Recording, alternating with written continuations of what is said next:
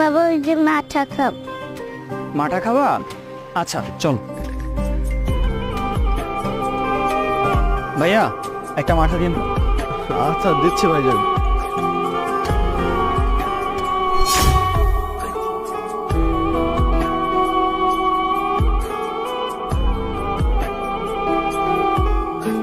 নাও। এই না মামনি।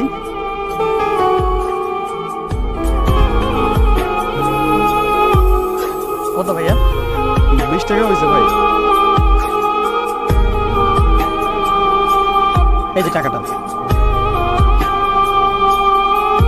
ভাই কিছু মনে না করলে আর কি একটা পার্সোনাল ব্যাপার জিজ্ঞেস করতাম, আপনার হাতে কি হয়েছে?